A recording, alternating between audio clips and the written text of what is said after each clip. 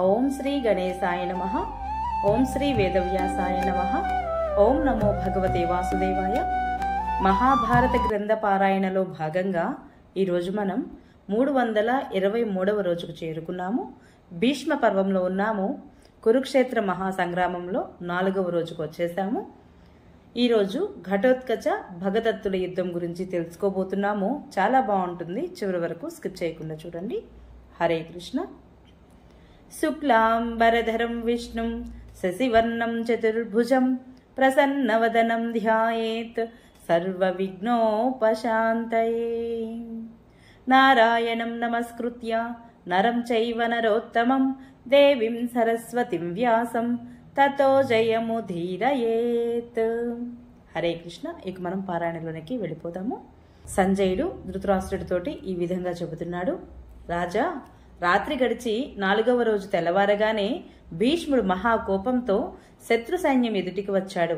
అతని వెంట ద్రోణాచార్యుడు, దుర్యోధనుడు, బాహ్లికుడు, దుర్మర్శనుడు, చిత్రసేనుడు, జయద్రథుడు ఇంకా ఇతర రాజులు అనేకులు బయలుదేరారు. భీష్ముడు తిన్నగా అర్జునుడి మీదికే దాడి చేశాడు. అతనితో ద్రోణాచార్యాది వీరులందరూ కూడా, కృపాచార్యుడు, శల్యుడు, వివిసంతి, దుర్యోధనుడు, భూరిశ్రవుడు కూడా అతని మీద విరుచుకుపడ్డారు. అది చూడగానే సర్వశస్త్రజ్ఞుడైన అభిమన్యుడు వారి ఎదుటికి వచ్చాడు. అతడు ఆ మహారథుల శస్త్రాశస్త్రాలన్నీ ఖండించి రణరంగంలో శత్రువుల యొక్క రక్తపు నదులు ప్రవహింపచేశాడు. భీష్ముడు అభిమన్యుడిని వదిలి అర్జునుడిపైకి వెళ్ళాడు. కాని కిరీటి నవ్వుతూ తన గాంధీవ ధనుర్విద్యాముక్తమైన బాణాలతో అతని శస్త్ర సముదాయాన్ని నష్టపరిచి అతని మీద మిక్కిలి నైపుణ్యంతో బాణాలు కురిపించడం మొదలుపెట్టాడు.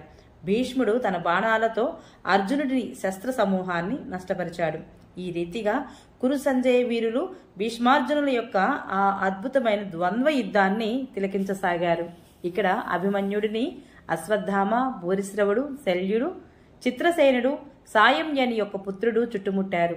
ఆ 5గురు పురుష సింహాలతో ఒంటరిగా యుద్ధం చేస్తున్న అభిమన్యుడు సింహపు పిల్ల 5గురు ఏనుగులతో పోరాడుతున్నట్లుగా అనిపించింది. లక్ష్యశుద్ధిలోనూ, శూరత్వంలోనూ, పరాక్రమంలోనూ, నైపుణ్యంలోనూ ఏ వీరుడు కూడా అభిమన్యుడికి సాటి రాలేడు.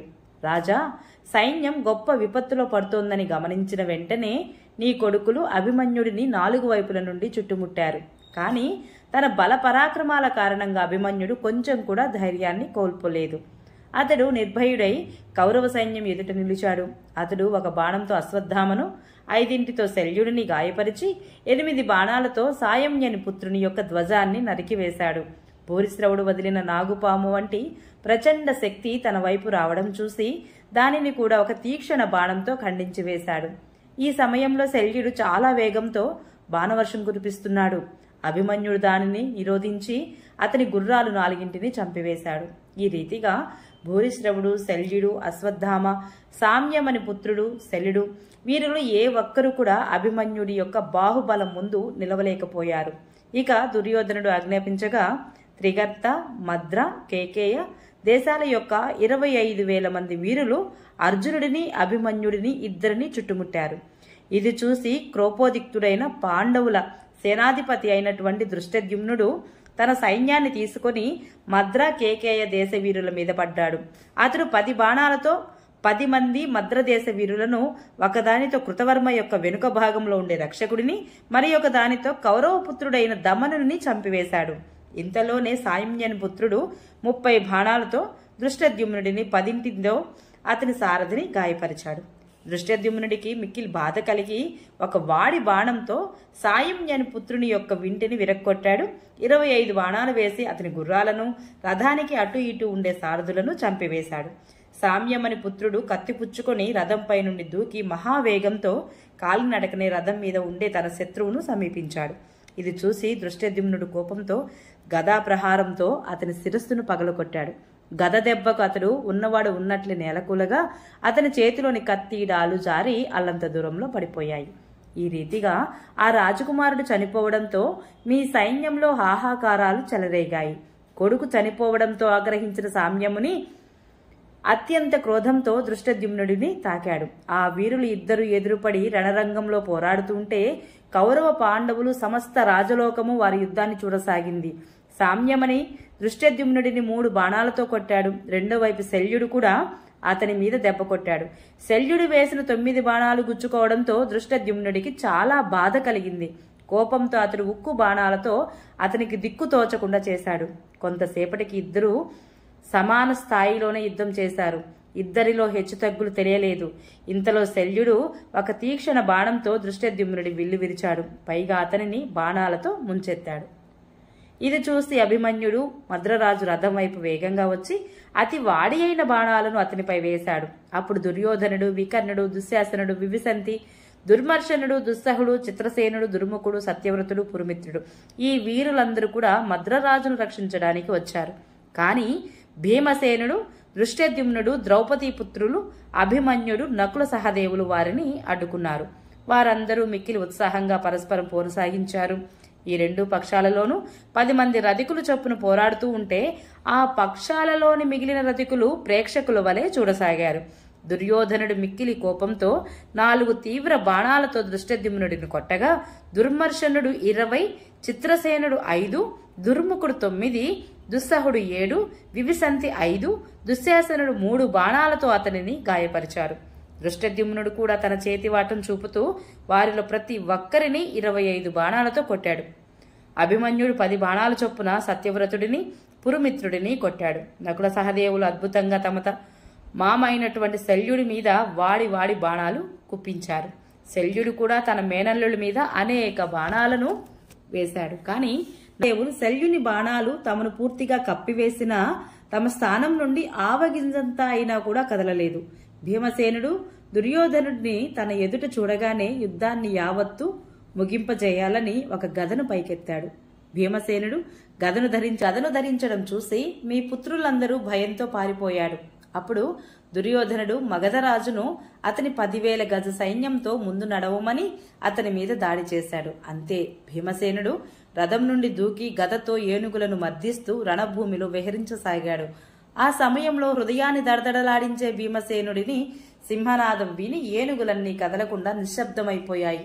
ద్రౌపదీ పుత్రులు అభిమన్యుడు, నకుల సహదేవులు, దృష్టద్యుమ్నుడు ఈ పాండవ పక్ష వీరులందరూ భీమసేనుడి వెనుకనే అతనిని రక్షిస్తూ తమ తీక్షణ బాణాలతో మగధ సైన్యంలోని గజారోహకులైన వీరుల శిరస్సులను ఖండించసాగారు. ఇది చూసిన మగధరాజు ఐరావతం వంటి తన పెద్ద ఏనుగును అభిమన్యుడి రథం వైపు నడిపాడు. కాని వీరుడైన అభిమన్యుడు ఒక్క బాణంతోనే ఏనుగును మట్టి కరిపించి ఇంకా ఒక్క బాణంతోనే వాహనం లేని మగధరాజు యొక్క శిరస్సును ఎగురగొట్టాడు.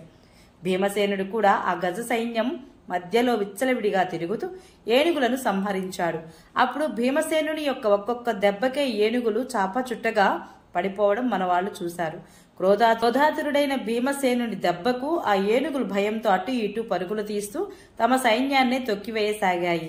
ఆ సమయంలో తన గదను అంతటా తిప్పుతూ ఉన్న భీమసేనుడు సాక్షాత్తు శంకరుడే యుద్ధభూమిలో నాట్యం చేస్తున్నట్లుగా అనిపించాడు. ఇదే సమయంలో తమ పుత్రుడు నందకుడు 1000 కొద్ది రథాలతో భీమసేనుని మీదికి వచ్చాడు.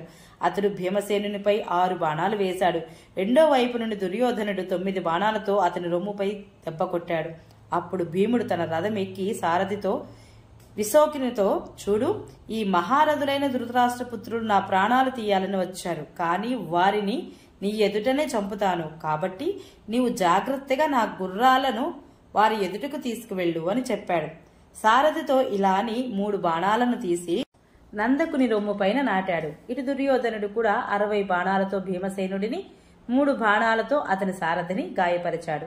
ఆపై 3 వాడి బాణాలు వేసి నవ్వుతూనే అతని వింటిని ఖండించాడు. భీమసేనుడు మరొక దివ్య ధనువు తీసుకుని ఒక వాడి బాణాన్ని సంధించి దానితో దుర్యోధనుడి ధనస్సును విరిచాడు. దుర్యోధనుడు కూడా వెంటనే మరొక విల్లు అందుకొని దానితో ఒక తీక్షణ బాణాన్ని వేసి భీమసేనుడి వక్షస్థలాన్ని గాయపరిచాడు. ఆ బాణంతో అమితంగా బాధపడిన భీమసేనుడు రథం వెనుక కూలబడి మూర్చిల్లాడు. భీమసేనుడు మూర్చిల్లడం చూసి అభిమన్యుడు మొదలైన పాండవపక్ష వీరులు సహించలేకపోయారు.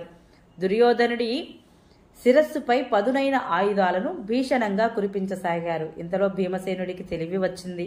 అతడు దుర్యోధనుడి మీద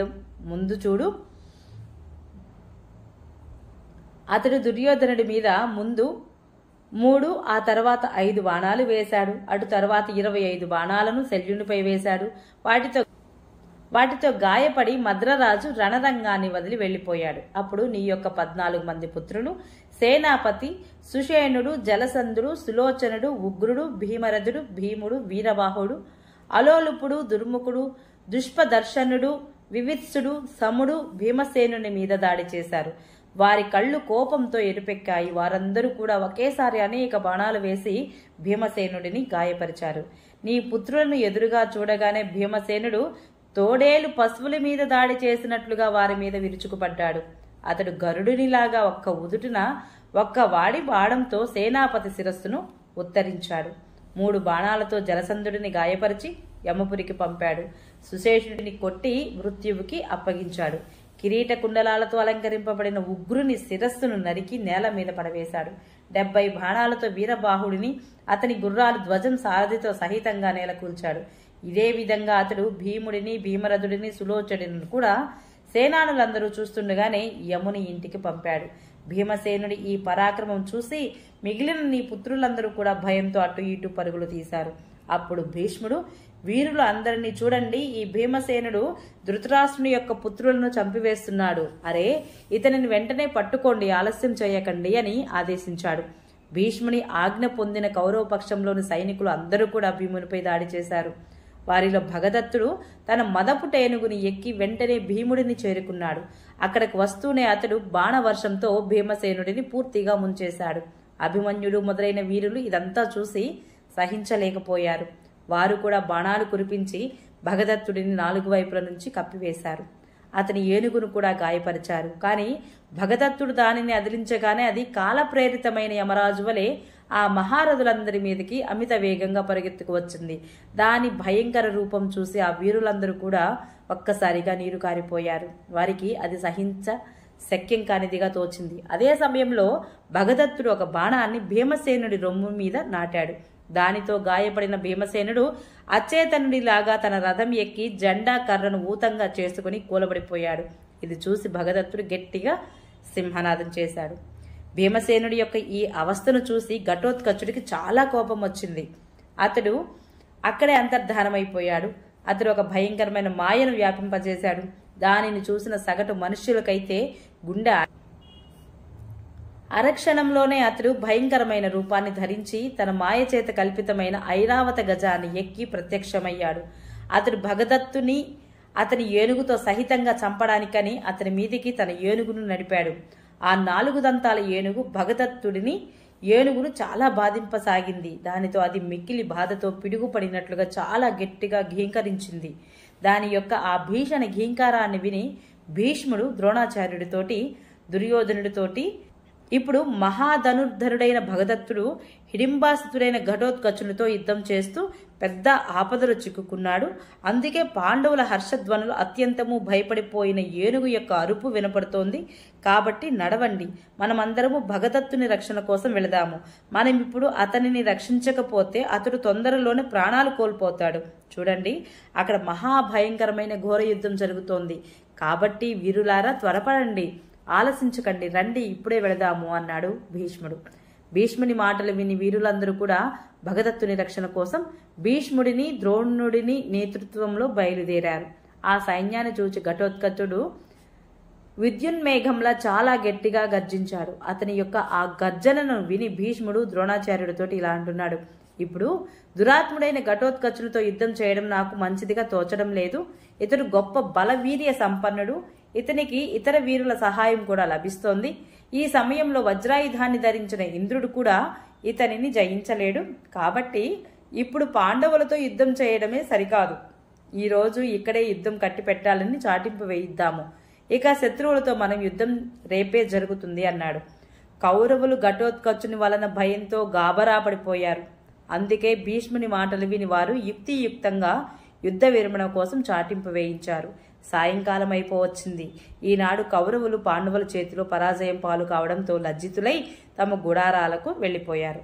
పాండవులు భీమసేనుడిని, ఘటోత్కచుడిని ముందు పెట్టుకొని ఆనందంగా శంఖాలు ఊదుతూ సింహనాదాలు చేస్తూ తమ శిబిరాలకు వెళ్లిపోయారు. కానీ సోదరుల మరణంతో దుర్యోధనుడు మిక్కిలి చింతిస్తూ శోకాకులుడై ఉన్నాడు.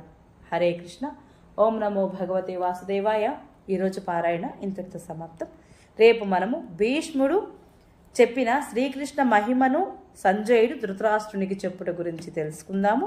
ఈ వీడియో మీకు నచ్చినట్లయితే please subscribe my channel, like, share, comment please. Thank you.